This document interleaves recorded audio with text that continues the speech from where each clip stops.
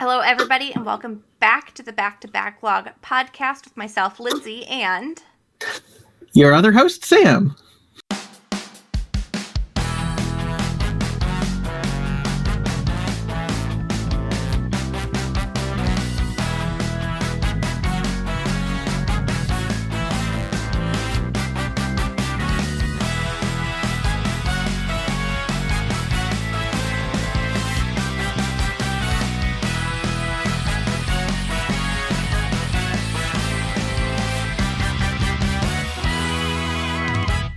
Woohoo! Awesome. So today's topic, we are going to talk about retro games, playing them, how to play them, a whole sort of just deep dive into playing older titles. But first, what did you play over the time between episodes? I played a fair amount of Tiny Tina's Wonderlands until my friends and I found the beta for the Cycle Frontier, which is like a kind of a Escape from Tarkov, like survival shooter game. And that's what we've been playing. Cool. Yeah, I thought I was going to play some Dead Space. Didn't really get back into that, but I did go through and finish playing Grapple Dog. The last couple episodes were the last couple levels were pretty rough. I did have to turn on the no die mode in the. I love it. Yeah, I did have to turn on easy mode in the accessibility options just to finish it. But it was easy mode. Oh my gosh! So yeah, the other game I played that I absolutely needed to easy mode to finish was Tunic, and Tunic doesn't get. I was starting to get serious gamer thumb because of that game, and it's not like there isn't any challenge or any mystery. There's so much mystery, if you don't have to struggle with the combat forever for it to be a compelling game. It's just full of secrets. So I'm really glad I finished Tunic. I'm glad that I played as much as I did with the challenging combat, but then I would have put it down. I would have absolutely put it down if I didn't find out that there was a no fail mode for combat. So yay for that. The combat's pretty unforgiving in the Cycle Frontier because you're playing against other people, and sometimes there's a really big discrepancy in gear score. So I haven't really gotten much past the second level of gear, which is green, and then there's people with the higher tier, it goes white, green, blue, and then I think purple, pink, but I might have switched those around. And we kept running into people today with pink and purple gear, and it was one shot. Gotcha. And you lose your kit, whatever, unless you extract or put something in your safe pocket, it stays on the planet. So it's pretty unforgiving. It's been fun though. Nice. Yeah, I took a look at a little bit of it, and it looked really interesting. So cool. Yeah. So playing old games, playing retro games, and now I guess I could kind of say what we mean by that. Basically, anything that's not a modern system. Anything that's not running on current or last gen hardware, stuff that is a lot harder to get into if you don't already have all of the equipment that all of the game console stuff and TV and all that you had before. So, anything from, Atari all the way up to for some people, the PS3, is their retro, and that's totally fair. It's been, a decade. It's older hardware. Oh God. I know. And some people absolutely go, no, it has an HDMI cable. It's not retro. It is. But if you can't walk into a game store and pick up a title for it, it's retro. It is. At this point, yeah. Absolutely. So I guess, the number one way people are playing this is just emulating it on their computers or on their phones, as long as they don't have an iPhone. On their Android phone or their computers, and they're just using software emulation, which is, honestly, it's for a lot of people the best way to do it. If you're just looking to play one game or play a handful of things just to get that nostalgia hit, like it's pretty with broken hardware, potentially broken hardware or adapter city. Yep, it's pretty cheap, pretty pro wallet. I think one of the things that I'm very happy about is all the little ways in which emulated games have been enhanced over the years. So like, every time a system starts getting emulation, the people working on that emulator have to like work to making it accurate, to making games work, that. And then once they get past that point, it's, well, sometimes. Oh.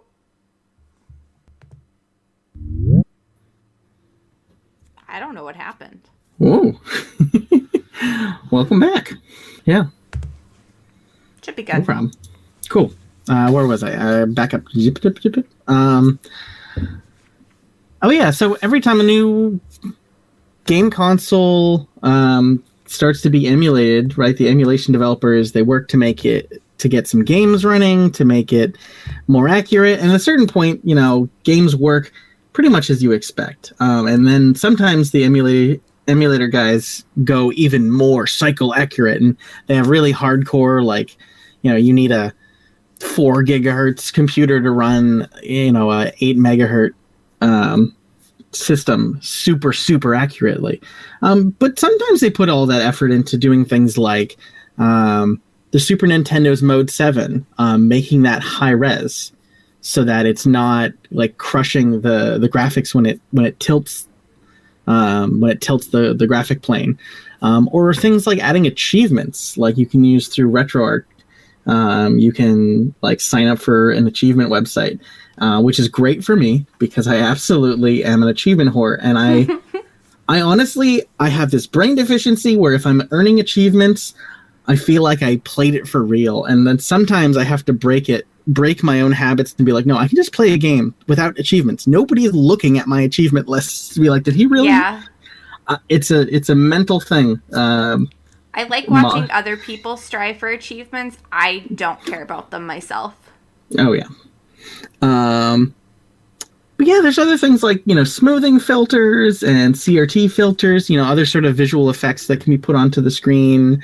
Save states have been a humongously fantastic thing about emulation, where you just save the entire state of like the game running in RAM to like a file, and you just say, nope, load save state.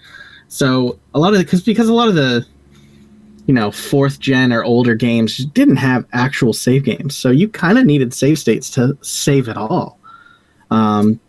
So there's a lot that can be done with emulation, and I know you've had a little of experience with sort of the classic like one system, like Dolphin or Redream or BSNES, right? Or what's it? The new one, like RPCS3 for emulating PS3 games. Like those, I think, are kind of the rock solid standard. And then I know you've recently just poked around RetroArch, which is kind of it's new-ish, like the past 5 years, maybe decade, of having these sort of all-in-one emulators that just take all the other emulators and treat them as just cores on top of their GUI. And I think that there's some benefit to it. I know a lot of projects, a lot of hardware projects use RetroArch as the one interface. But they can be a pain to set up, for sure. Yeah, well, I don't think setting it up was the worst part, because I actually ran it through Steam, and the nice part about Steam versus, like, the web application or downloading it to the computer is it gave you, like, when you went to go download the core, it, like, told you what the core was for. Because sometimes it's really obvious in the name, and sometimes it's not. So I was looking for Game Boy Advance and, like, PlayStation 1 and 2. Emulators, because I don't have as much interest in playing anything previous to that. I don't think a lot of it's aged well. Any of the things that are like meaningful to me have already been like remastered. Yeah. Oh, I can totally get that. I'm as much as I have respect for older titles, I definitely anything older than like fourth generation is pushing it. Like I love some Genesis games and SNES games, but and like fifth generation is rough. Early 3D games like the Saturn and PS1 are rough. Yeah. And they're good, they're fun, they're unique, they don't get remastered a lot. But I can say going further back to like NES and Master System and Atari is like really I'm not having too much of a for sure. My grandmother found 2 Ataris in her closet and nobody else wanted them, so I took them. And like I figured out how to, I went to Radio Shack when it was still open, bought a couple of adapters, and I was able to get it hooked up to my computer and play it. But like it definitely wasn't worth the effort. Like I didn't have fun playing the games. The couple games I thought looked interesting didn't work. Yeah, because it's not just graphics that age. It's also gameplay mechanics that oh yeah, for sure, have aged. Yeah. Now, one thing that it's really difficult to get original hardware for, though some hardcore people and more importantly museums do, is arcade games. And for that, like your one-stop shop is MAME. I think RetroArch can play MAME titles as well, but like you can add the MAME core to it. But yeah, MAME, multi-arcade machine emulator. Its biggest thing is that it's a documentation project, like documenting all about all of these arcade boards and the art that came with them and that sort of thing. There's a bunch of games that like they're just locked to arcades. I played like there was like a Sonic arcade game that had a rollerball wheel that was really fun that I played. We went to a Retro World Expo, had one machine set up that was running MAME, and I got to play like a Hook, the movie arcade game. It was wicked fun. Yeah. My wife and I sat there playing the Hook game for a while, and it was super fun. That was really cool. But yeah, this thing, thanks to MAME, that's really preserving that experience. So for sure. I guess, that can lead us into some, I think the easiest ways to play, if you're not going to do it on your computer, and honestly, the computer is maybe not even the easiest way. I don't think if you're willing to spend a little money, playing these retro games on modern consoles through some sort of classics collection program is usually the easiest way. I know with the PlayStation 3, the PSP, and the Vita, they all had access to a digital library PS1 classics that you could purchase, and they were pretty great, actually. And even the PS3, that PS1 Classics emulator, you could pop PS1 discs into your PlayStation 3, and they would run it via the emulator that was built in. So that was really, really good. I don't know if you ever played around with the Wii's Virtual Console, downloading titles through that. I don't think so. I don't think so. It was fantastic. Now, I know the 3DS had a Virtual Console as well, right? I think so. Maybe did. I have one in front of me, or a little bit of ways from me. I can go look. I think it did. They also released like old titles, like just separately that you could purchase. I know they did it with Pokemon Blue, Red. Mm-hmm.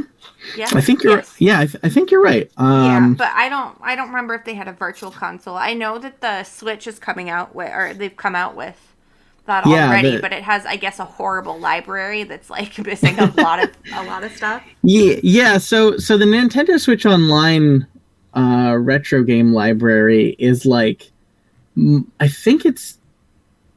Now, don't quote me on this. I think some of it comes with just having the subscription, and some of it comes only if you get the sort of expansion pack for the subscription service. I think like N64 and Genesis, you have to get the expansion pack, but like NES and SNES come with but it comes with your subscription.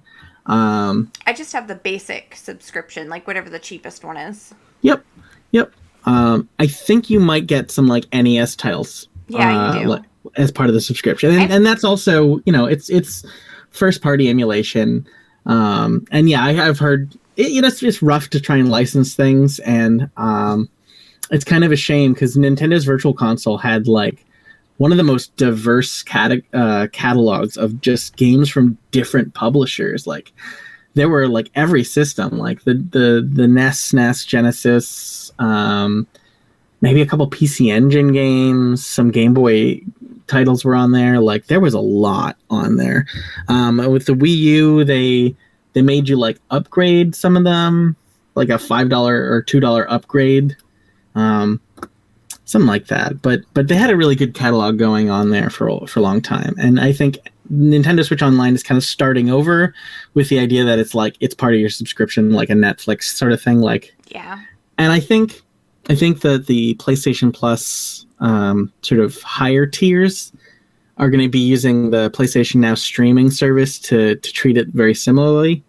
I think it's just piggybacking off of that PS3 powered PlayStation 1 Classics technology they used a while ago.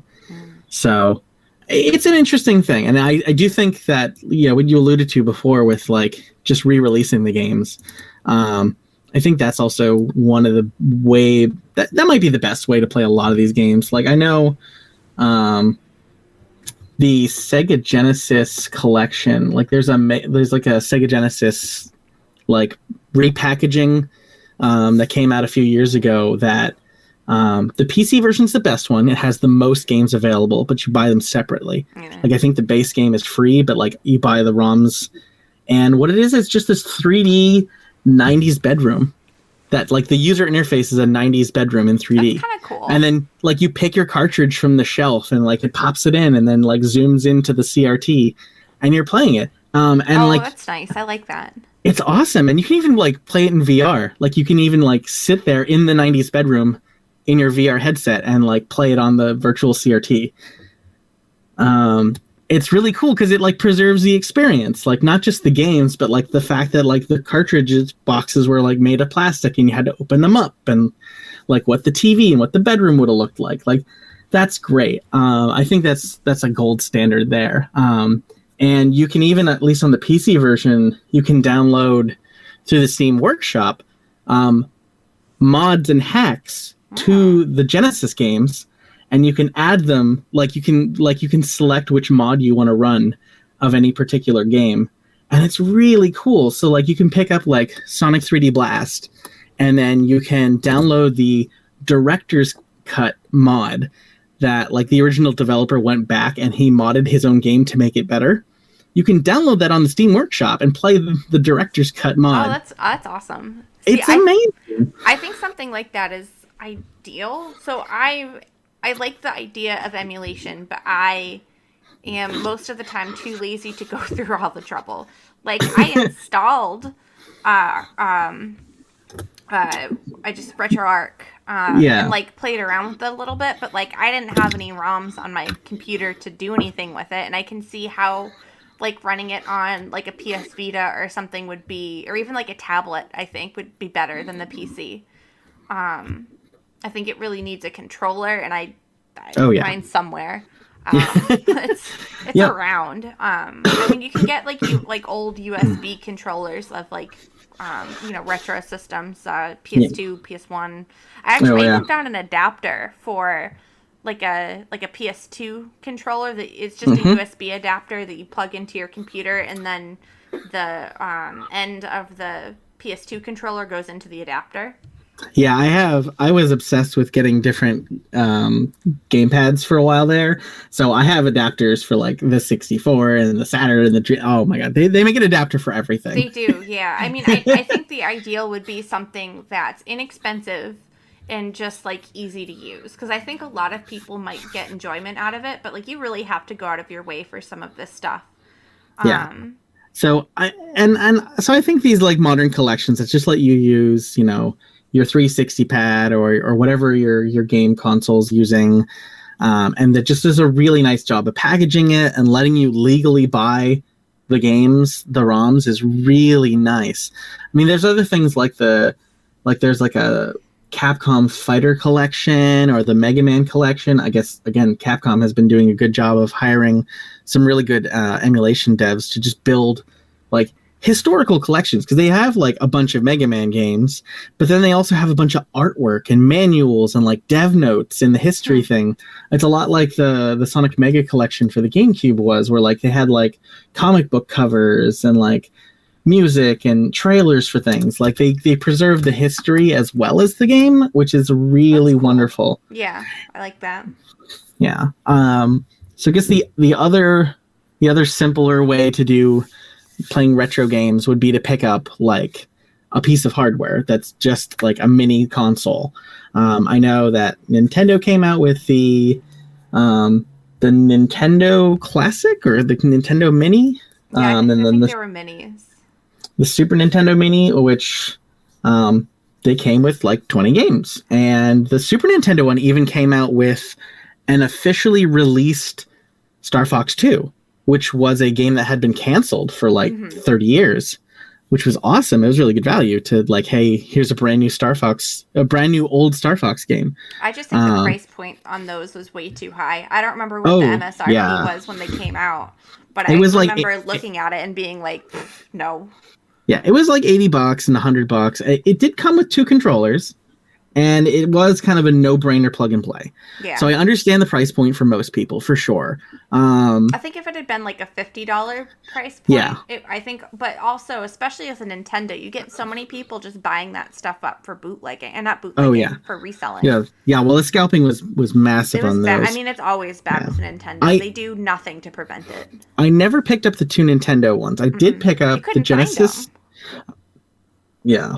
I did pick up the Genesis one and the PlayStation one that they made. The Genesis one did drop down to like a more reasonable like $50 on a sale, but it went back up because it was actually a pretty good deal. Like it's a pretty good system. They hired M2, which is a company that does really, really good software emulation contracted work. They did a really amazing job at it.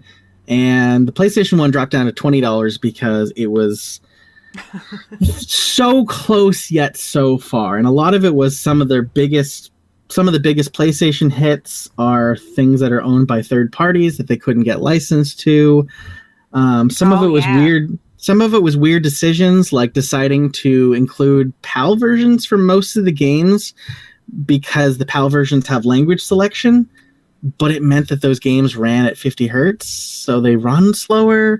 So there's a lot of weird small decisions. But both consoles, actually all of the classic mini consoles, are extremely hackable. So it's very easy to plug them into your computer, run some open source tool on your computer, and then dump more ROMs onto it. So, and I did that for a couple games here and there, but the sort of the standard, here's a system, it's plug and play, go ahead, have at it. I think it's good for most people, to be honest, especially the non-gaming public who just has like some nostalgia for playing their old games. Like I think it's pretty good. And then there's there's the stuff that came before that's a little bit cheaper, the Retron systems. I don't think the Retron systems are really great. I think they ship with bad controllers. They had some controversy because they were in violation of like the licenses on the emulators they used. Now they've cleaned up, but I just never found the look and feel of those systems very appealing. I think they're kind of ugly. And I think that their emulation has been kind of subpar, which is really sad to see. So like you'd see like the Retron 5 or the Retron 3 that could play a couple like a Super Nintendo, and Genesis games, right? And then the 5 let you play like Game Boy games, and there's a Retron 76 which lets you play Atari games. And those the ones that let you also, because I remember at one point there was like a retro system that I don't know if you could run ROMs on it, but you could plug like old games into it and it would run like a couple of different brands of games, whether it was Sega or Nintendo. Was that the same company? That was definitely the Retron systems. Okay. Yeah, those were definitely the ones those were the ones that were everywhere. I think I remember those being heinously expensive. Yeah, and they just weren't. They didn't live up to the hype too much. There's a new system called the Polymega. It's a bit expensive, but it's an interesting concept. I think by default they let you run a bunch of games systems that were like CD based. So like Sega Saturn, PlayStation 1, Sega CD, the Amiga CD. There's another CD system, 3DO. And then you can buy like add-on modules that pop onto the top of the thing that like have like 2 Genesis controller ports and a cartridge slot, and that's like the Genesis module. Or you can get the Super Nintendo module that has 2, Super Nintendo controller ports or 4, I guess, and a Super Nintendo cartridge slot. And that's an interesting concept. It's really neat. It is definitely pricier. It's kind of like, what sort of the somewhat interested but doesn't have a lot of time but has a lot of cash to burn kind of person might pick up. I know. It's really interesting. It does look really high quality. It does look like a nice time. It just still doesn't seem for me. And then there's like the 1001 different handheld emulation systems that have been coming out of AliExpress and other Chinese places. And I've heard they're pretty good. It probably depends on which one you get, because I think some of those you can kind of tell. I've heard they've been getting better. Yeah, I mean, you can kind of tell from the price point as someone who frequents like AliExpress, because it's not like AliExpress isn't like Wish where like everything is crap. Like there's some pretty good stuff on it's like Amazon. Yeah, it's like Amazon for nerds looking for like weird kitschy nerdy Japanese stuff. Because you can get a lot of weird things on there, but like anything I've bought from there has generally been pretty good quality. Yep. And I see there's 1,001 YouTubers that do reviews of every iteration of these things, and they seem to have been getting better and better. They're still mostly for people who want to play, up to 4th generation systems. Like, they can do they can do N64 now. They might be able to do Dreamcast. They'll probably struggle with some PlayStation. Yeah, I think the majority of them are like handheld games. Yeah, they're mostly plug and play. You want to load this up with Super Nintendo and maybe Game Boy ROMs and maybe a couple N64 games that happen to work. And they're kind of built. They're usually built like a Game Boy Advance, like in. A lot of them have that Game Boy Color shape. Yep. The sort of vertical bar. Yep. So those are pretty popular because they're usually like $100 or ish, give or take 50. I've seen, and then there's sort of the sort of just build it yourself. Some people put a PC in the corner and that's fine, and some people will pick up a Raspberry Pi, and there's a really So I built my friend a Super Nintendo Raspberry Pi system. I forget which vendor it was, but there was one vendor who builds a case for your Raspberry Pi that has a couple extra hookups for like a power button and things. So like the actual power button, it looks like a Super Nintendo, and you like have the slider power button, and actually that's what turns it on because they've hooked up the electronics for it.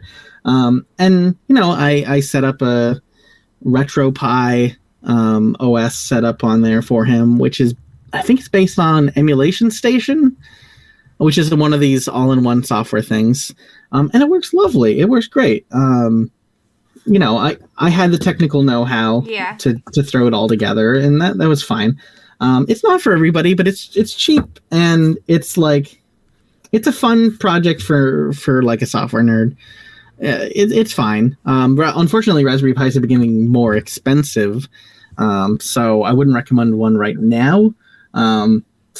Just parts shortages I was gonna say, I think across the board. Computer related is. Yeah. I've always had an interest in the Raspberry Pis, but I don't know enough about hardware or software to do anything with them.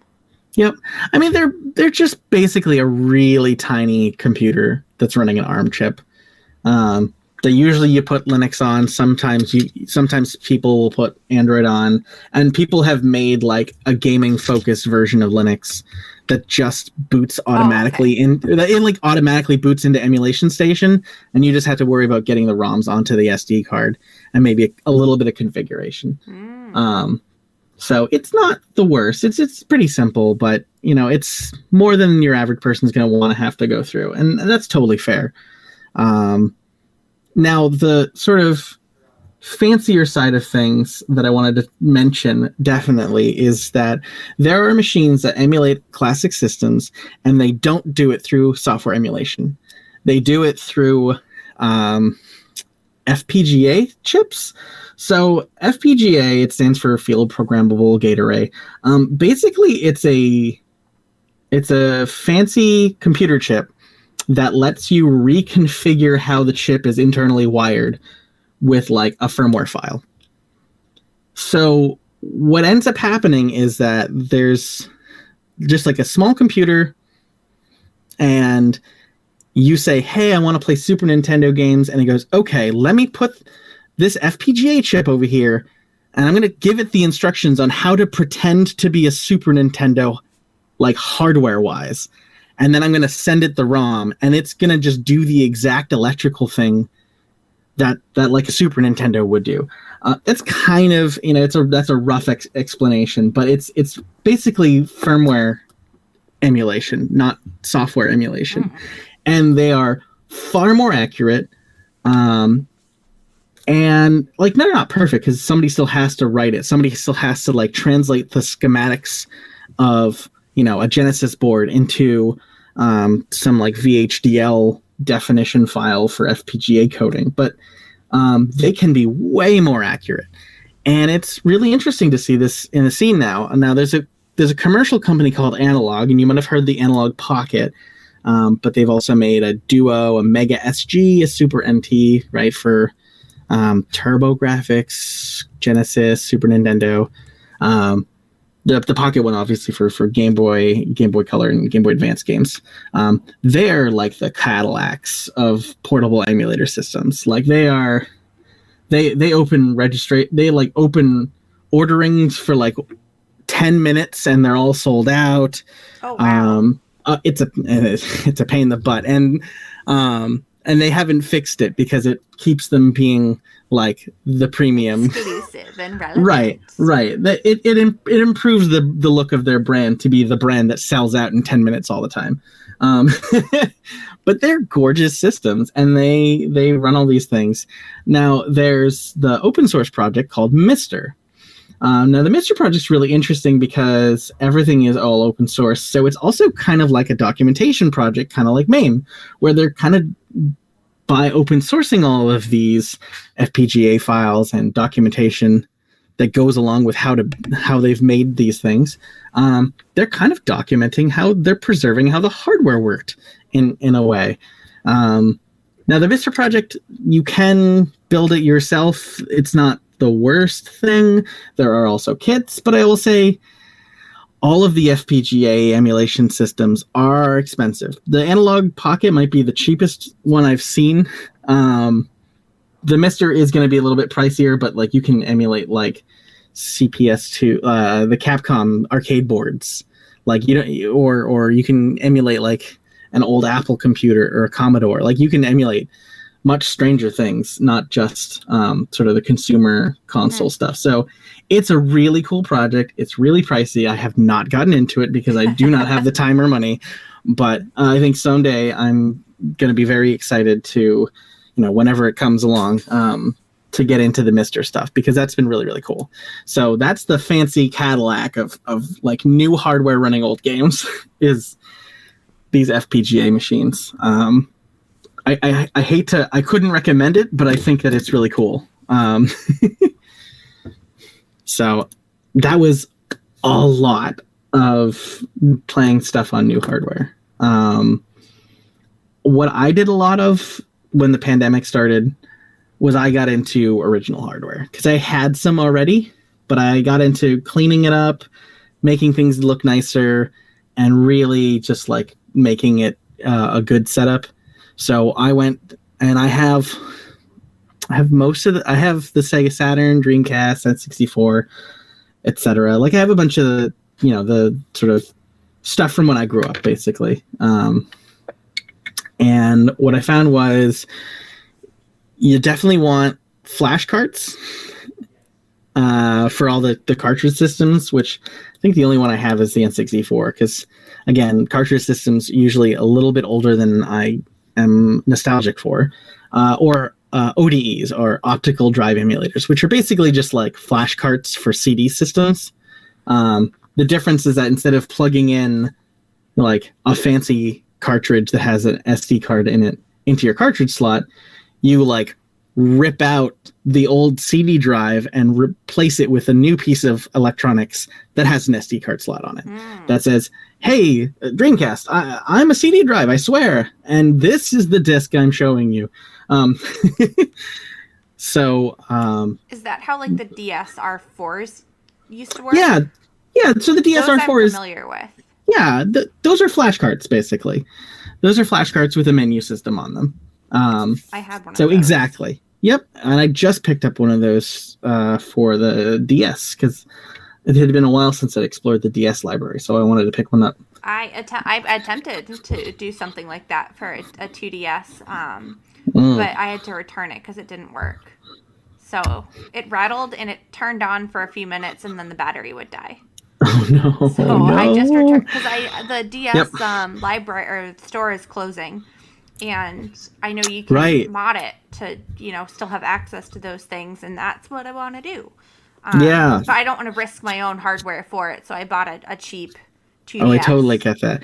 Yeah, that is the alternative to using something like a flash cart. Is like modding your systems. So the original Xbox was really easy to mod. The Wii was really easy to mod, even though my last Wii I had a lot of trouble with it. There's a couple systems. A modded Wii. I'm pretty sure the person I bought it from did mod it. I think a lot of people had a modded Wii, because it was so nice to be able to have like a hard drive attached to the back of your Wii and just play games off of that. And then like you could swap games with your friends and rip their discs, which I definitely had done at the time as a college kid with no money left after buying the Wii to get into games for it. It was the alternative to what my other friend did, which was just buy a game from the GameStop and then return it in 7 days, aka actually renting. Renting from the purchase store, which is ridiculous. It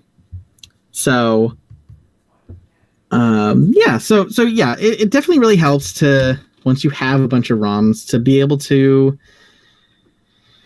put them on your systems. And for a lot of older systems, I think one of the things that I was really happy with investing in was a good video scaler. So like I know most TVs, and this is slowly not becoming true, but I know a lot of TVs still have AV ports on the back, but they are garbage. The ports on the back of most TVs are absolutely just for VHS tapes. They are not good for video game systems. And it's strange because, like, I don't know a lot of people plugging in VHS systems into modern TVs, but I know a lot more people plugging in old game systems into them. Yes. So you'd think that maybe they would either leave it out entirely, which is what they're mostly doing now, or they would build in a good scaler. But unfortunately, a lot of the stuff that comes with plugging in an old system into a new TV is it's bad. So usually what happens is that there's latency, which is like, the lag between, your inputs and the video output. But the problem is it would be fine if the latency was like the same every time. Like it's always 2 milliseconds off. It's always 5 milliseconds. Like you can get used to that. But it's always a variable lag. It's always like, it's 2 milliseconds here and 5 milliseconds, and you can't get used to that. It's a weird, mess.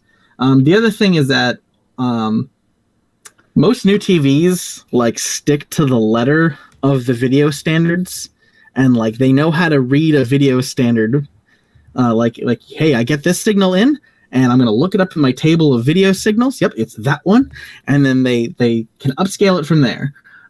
But the problem is that most video game systems, like the Genesis, Super Nintendo, even the PS1, they didn't use a standard. Like they used so 480p would be like a television standard that you'd see. most consoles spit out something called 240p, which is a hack, which is it happened to work on every single CRT, but it wasn't part of the standard. And most of these new TVs look at the 240p signal coming out of these systems, and they go, I think that's 480 interlaced, and it's wrong. And it usually blurs the image and makes it a smudgy mess. And I'm like, what is going on? So what I found was, I think the device I recommend most people is the RetroTink 2X, which all it does, it doesn't introduce any lag. It just doubles the lines of the video input and then converts it to digital. So it takes that 240p signal, turns it into 480. That's doubling the number, and then spits it out of HDMI. And then your TV can see that 480 digital signal and go, okay, now I'm going to scale this thing I understand. And your TV will do a much better job of that. I've invested in some a fancier one, which is like the RetroTink 5X, which like will multiply it by 5. So it'll take your 240p signal and like blow it up to 1200p, and tons and tons and tons of options therein. Like there's some filters and stuff. There's a lot of fancy features in that most people don't need. They just don't need. But it's really cool. So I think these sort of the nicer scalers, like the RetroTink is the one I recommend. There's also the OSSC that's getting a little harder to find. I don't think they're building them anymore, really.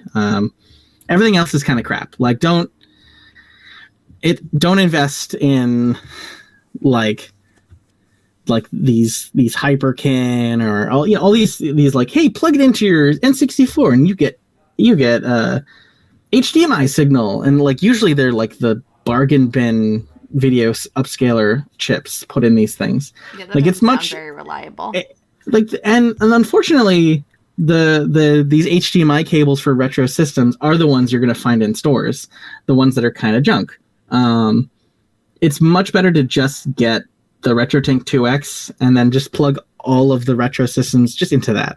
Like you can get a switcher or something, but like just get that one, red, white, and yellow cable to HDMI RetroTink, and ignore the sort of the cheaper. And they're not that much cheaper, especially if you buy like 2 or 3 for different systems. It's just not worth it. I had bought one for my Dreamcast a while ago, and I was like, this looks like this isn't what I wanted. And ended up having to buy the right thing later anyway. So yeah, that's the one thing is that, CRTs are really resilient displays. Like they could just take whatever garbage signal you put into it and make it look amazing.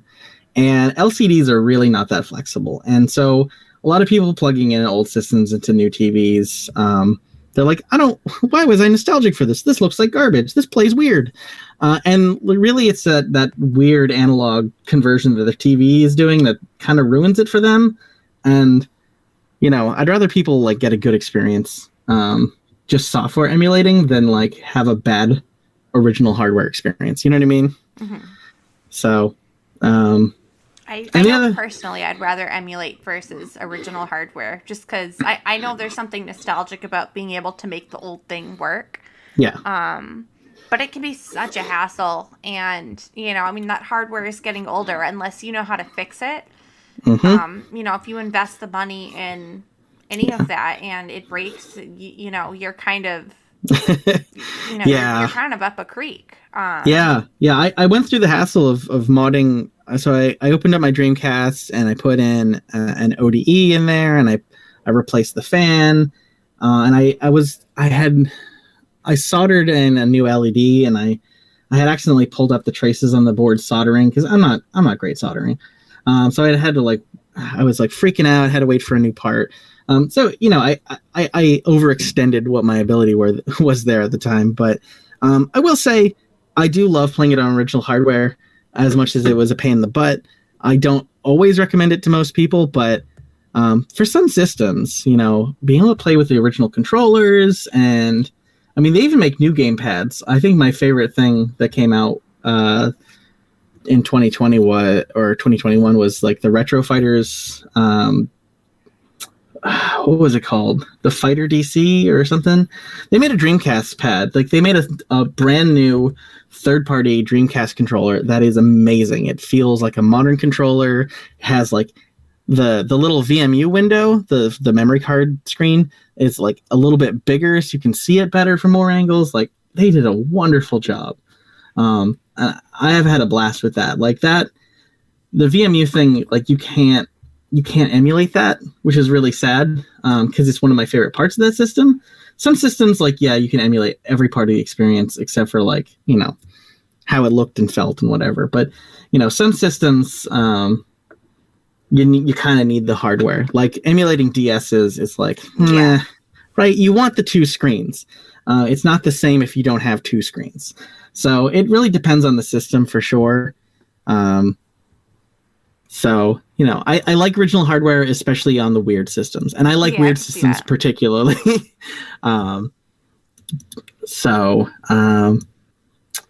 Okay, so we've got to talk about ROMs. We've got to talk about getting these classic games. My nemesis of the day. And we've definitely talked about getting them through like collections that let you sort of buy them one-off. But if you're going to be using a lot of these systems, you're going to need to get a ROM file or an ISO for disk systems.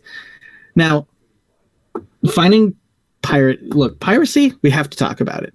It's good for preservation. Like the number one thing that is good for museums is when people steal shit from work. The number one thing that's good for preserving history of games is piracy. It really is. And you can experience extraordinarily rare and insanely expensive part of a console's history.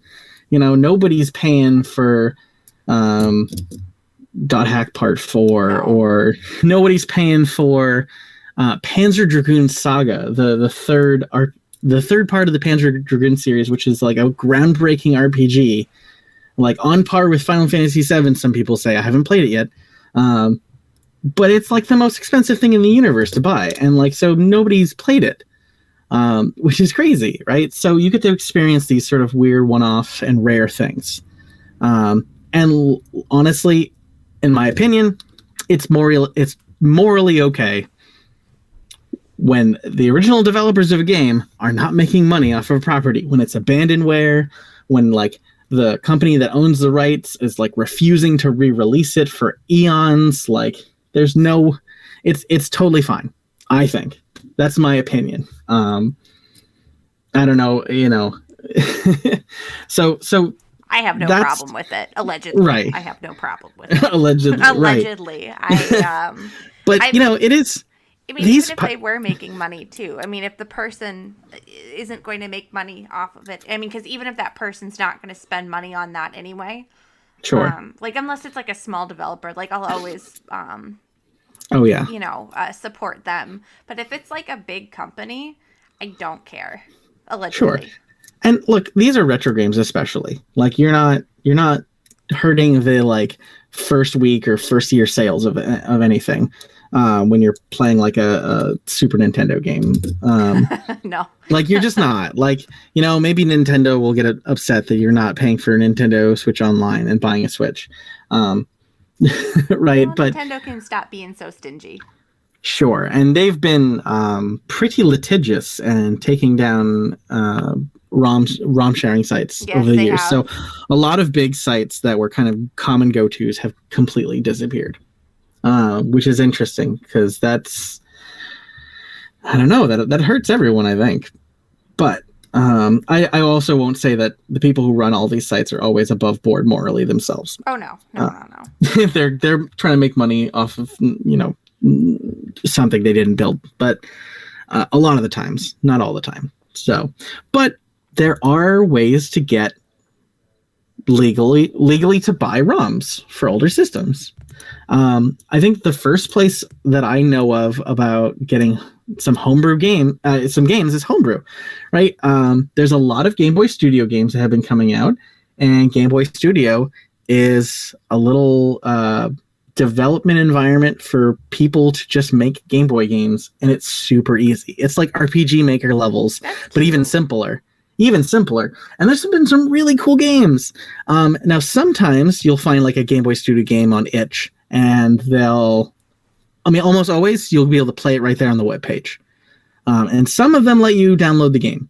And even if they don't let you download the game, like the web version is just a web-based Game Boy emulator that runs a ROM. So you can actually, I've actually opened up like the Chrome dev, like the web browser dev tools, and like looked at the network traffic and found the .gb file that it downloads, and then just grabbed it and threw it on like my Game Boy. So you can grab the Game Boy file from any of the Game Boy Studio games. Now there's companies that make other homebrew games. I know that there's one company that's made a bunch of different homebrew games called Mega Cat Studios, and they'll let you just buy a ROM of a bunch of their games. Like there was one puzzle game like Medusa something that has like an NES, a Super Nintendo, and a Genesis version, and then like usually there's a PC version as well. Those are really cool. I've bought Xenocrisis or Xenociders, or probably both, actually. I think both are games that I've bought for the Dreamcast. And you can buy with a lot of Dreamcast homebrew, they know people are using ODEs. And so like I've replaced my CD drive. So they'll just sell you the ISO instead. And usually it's like $10 cheaper. They're like, look, we know you're going to play it on a flash cart thing. So here, just buy the ROM from us. And it's great. So it's really, really nice. And then there's ripping your own games, which for some systems is way easier than other systems. I'm sure the older the game, the easier it is. It really depends. So the easiest system to rip your own games for is the Game Boy family. So I have a little device called the Epilogue Operator, which lets you rip your own games and like take pictures off of a Game Boy camera and like even play the games just plugged in. But you can rip your own Game Boy, Game Boy Color, and Game Boy Advance games, and it works wonderfully. There's also the Hyperkin Smart Boy. You might have seen this. It's just like a little Game Boy controller that you slide your phone into, and like it launches like the Game Boy emulator, My Boy. Oh. So you plug in a real Game Boy cartridge, and then on your Android phone, it like launches the emulator for you and play it right there. I think the only problem is if that Game Boy cartridge works. Well, so I know you can replace the battery with some kind of sure. So but I will say most Game Boy games work fine. And even if the battery dies, usually the battery is just about the save file. And if you're grabbing the ROM, then you're usually playing it on a software emulator. So you don't like the save files on your computer, right? Now I know the Hyperkin Smart Boy has like this big warning that's like, this device is not for piracy. But I will say for piracy. It totally says it's not. It totally just dumps the ROM right into a folder where your Android game emulator can grab it from. So you can also open up a file app and copy paste it away from that folder. If something tells me not to do something, I'm automatically going to do it. Sure. But also it's not piracy to rip your own game. It's only once you share it that it's considered piracy, right? So like ripping your own stuff is totally fine. So yeah, the Epilogue Operator is probably the easiest thing. The Hyperkin Smart Boy is just everywhere. Like at every game shop I see it. And you can just use your Android phone to rip your own Game Boy and Game Boy Advance games. It's a little clunky because like it takes up half the screen, right? So you but it's pretty good. Now it's a little bit harder, but you can do it, is ripping CD-based games. So like the PS1, the Sega CD, and I think maybe even the Saturn. I think you can just put those into a CD drive on your computer and just like use an imaging tool like Image Burn to just make an ISO. And I think those will work in emulators just fine. Or even you can just like point your emulator on your computer to the CD drive and say, run that game, please. And that works really well for a few systems from what I've seen. I could see it being a problem once you get into like PS2, Xbox territory, when some things have like minimal online play. Yeah, so it works with CDs, but not DVDs, from what I've That makes noticed. sense, yeah. Yeah, and usually there's some encryption on there. There's something going on. I always have an issue with DVD based systems. Um, the other way that most people who make ROMs to share with people get ROMs, and so a way that you can get ROMs yourself is if you mod your console, then a lot of modded consoles also have some kind of app that lets you rip games. So, like we were talking about the Wii, you can pop on a Wii game and just rip it to the hard drive. I know that's how most of the Sega Dreamcast games got ripped. Is there was some crazy software that like sends the GD-ROM, right, completely proprietary disk format, gigadiscs, over like the serial port or something. It's crazy. Not doing that. It's impressive that somebody figured that out. It is, and it would have been worth it in like 2000, but yeah, I'm not doing that. I own the games. I put them on. I'll go get a copy somewhere of the games I own. I'm not ripping it myself. Yeah, I think for a lot of this, people have already done the hard work of figuring all that out. So now it's just a matter of people figuring out what the best way for them to access those things are. Yeah. So and then there's some options that like are worth noting, but are completely like a no-go. Right. There was a piece of hardware called the Retro 2. It was like the Epilogue operator, right? You would plug it into your computer over USB, and you could plug like any cartridge type, like a Super Nintendo, an N64, like a whole bunch of different cartridges. And why is the Retro 2 a no-go? Because they stopped making them, because a lot of this hardware is very niche, and they get like a production run or two, and then they disappear forever. So they don't make Retro 2s. If you find one, you're going to have to pay some crazy price for it.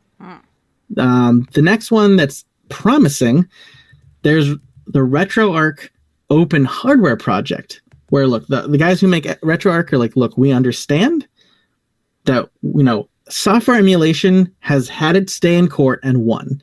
It is totally legal to emulate.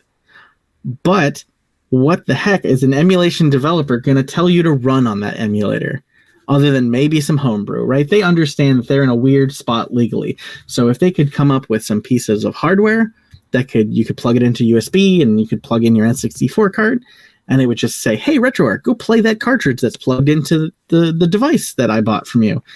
They would sleep much easier. And that's a really cool idea and initiative.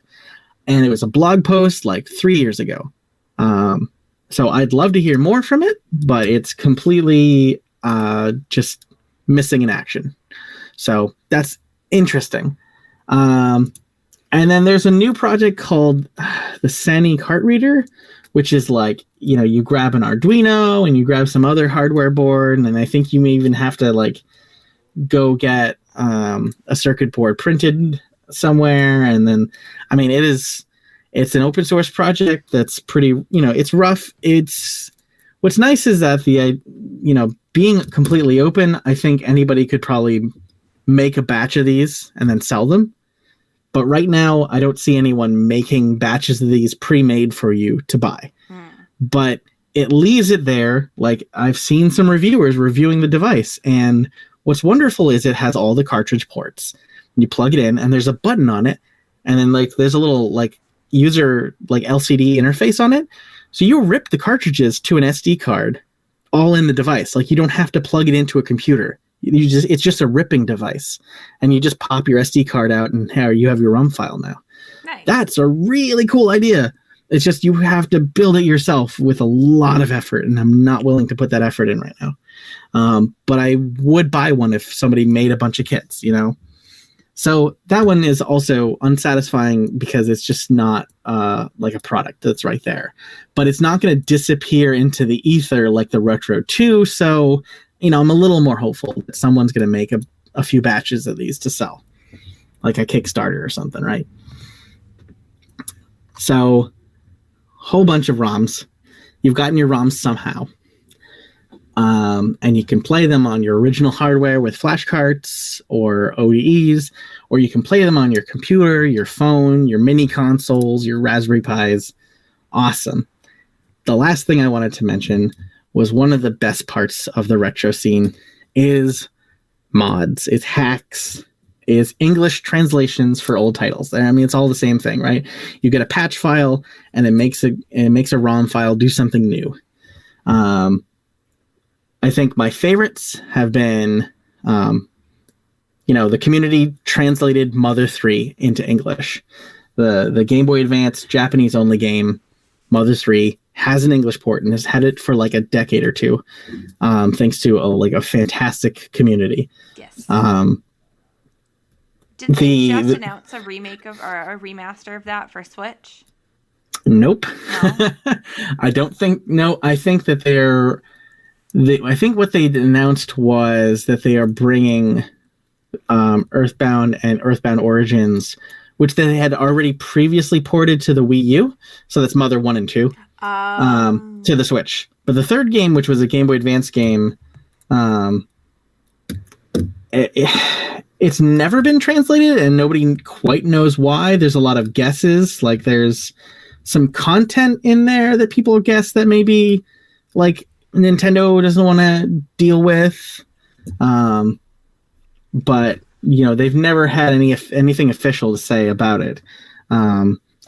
Which is really sad. So maybe one day we'll see an official Mother 3, Earthbound Next or something, or Advance. Actually, that would be the best name, Earthbound Advance, right? Because it was a GBA game. Yeah. But no go. Right now you have to get the community patched English GBA game. I do know that it is one of the best fan translated games. I haven't played it, but I remember it being I have friends who are diehard followers of I've never played any of those. Yeah, because they're not exactly available. But I remember it being a big thing. Yeah. When it was translated.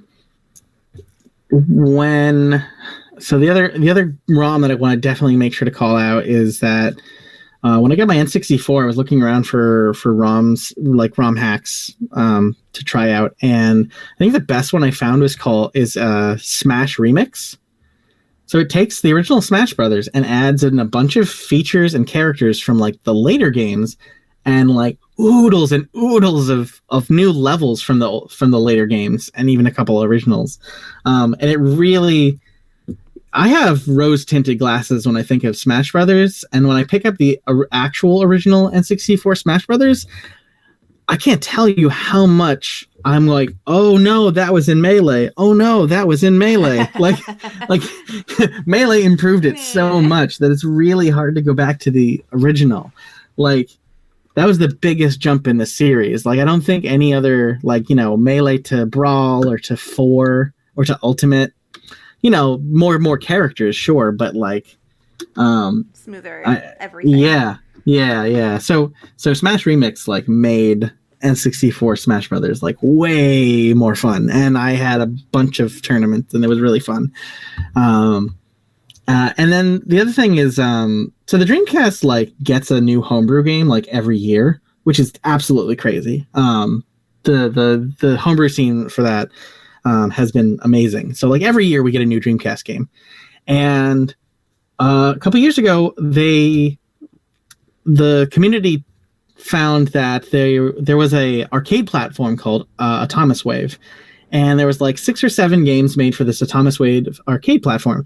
And they're hey, it's basically just a Dreamcast, but with a flash, a hard drive reader instead of a CD drive reader. And they were able to make it so that they were able to port all these games to the Dreamcast. They just got 7 brand new games from 2003 to 2006. The 4 years after the Dreamcast was dead, there was brand new arcade games built basically off of a Dreamcast in the arcades. So there's a bunch of really cool games that they just ported. They just hacked an arcade system's games to work on the home console that they were based on. That's awesome. And It's amazing. So just the stuff that you can do with all these ROM hacks, and there's just new English translations coming out all the time, and it's really cool. Whether you're emulating it or putting it on sort of old hardware, like it's just neat stuff. It's just really cool, and I'm really happy with that whole retro scene for just finding like there's been a whole bunch of like game betas, like the classic one is like Half-Life 1 was going to get a Dreamcast port, and like they totally found it and just released it to everyone in the community. There was going to be like a Star Wars game on the Sega Saturn, and they found like an old beta, like an alpha build of it, and like just put it out there, so I get to throw that on my Saturn and play around with it. Like so there's a whole bunch of like cool weird history that you get to play around with yourself instead of just reading about. That is pretty cool. Yeah, so I like that. Anyway, so yeah, I think I've ROM dumped everything from my brain. No, that was a lot of really good information. Anyone listening will probably guess. I don't know a ton about. Like, I probably know more than like your casual gamer, like walking into a game store. But like I don't know much about any of this. Obviously, like I had the idea to mod my DS and an R4, but that was kind of and a GBA emulator at one point, but that's kind of the extent of it. And I'm not like I don't have any much interest in playing a ton of old games. The Dreamcast one does sound like that whole community sounds really interesting. Like that's really cool that like people are still I mean, like, and I know that particular system has like a cult following. It's a very loved system.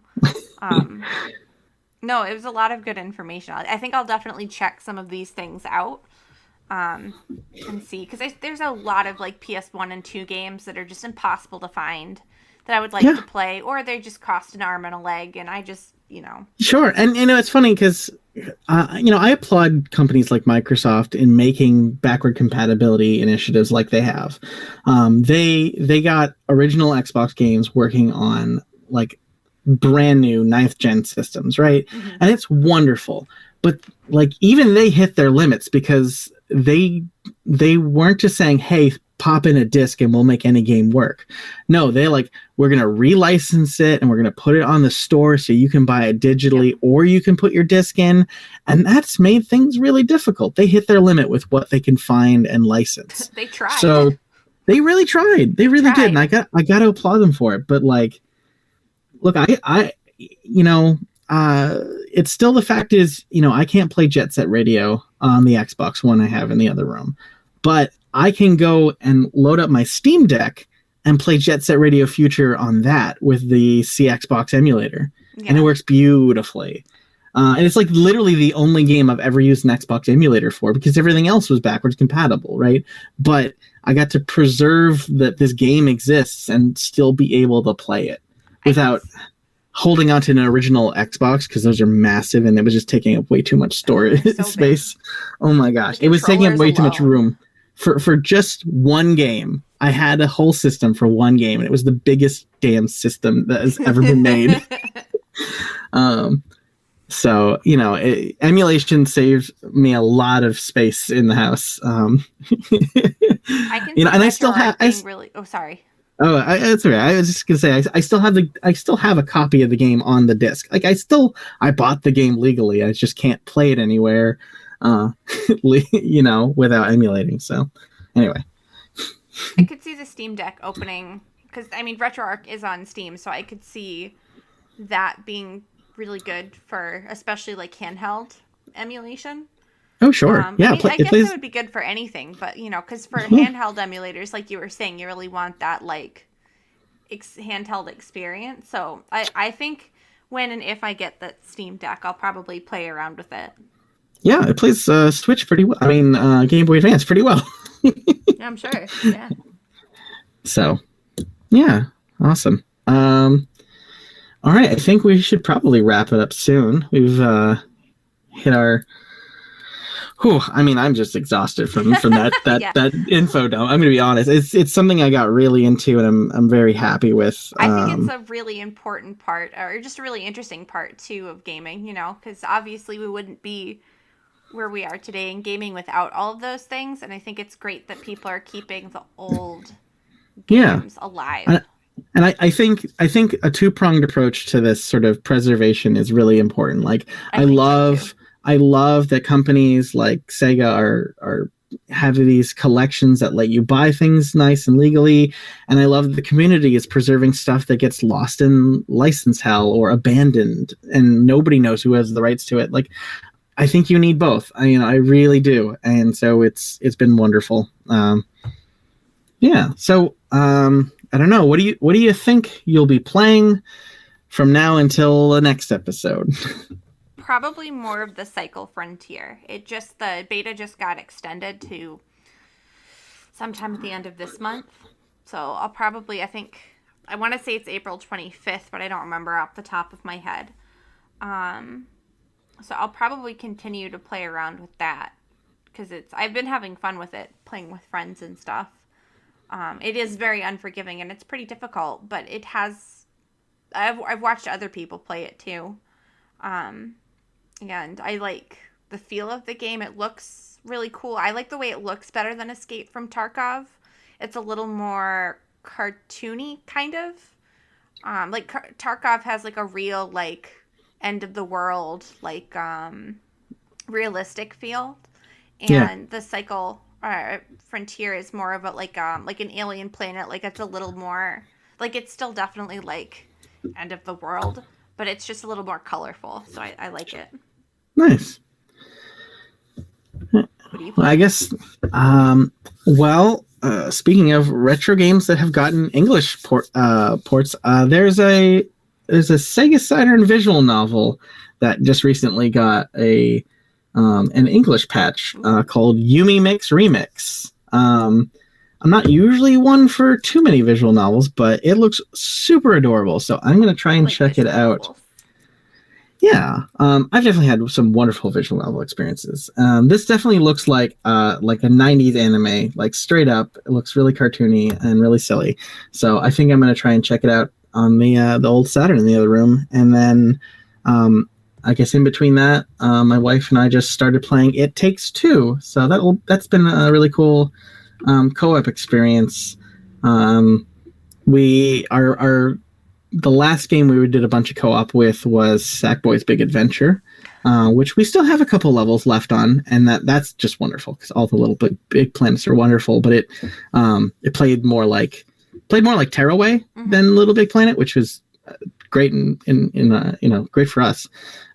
So It Takes Two is the next on our co-op game journey to play through. So yeah, awesome. Well, listeners, I hope it wasn't too intense for you. And I hope you found a lot of things to dig into and to look up later to play. Yeah.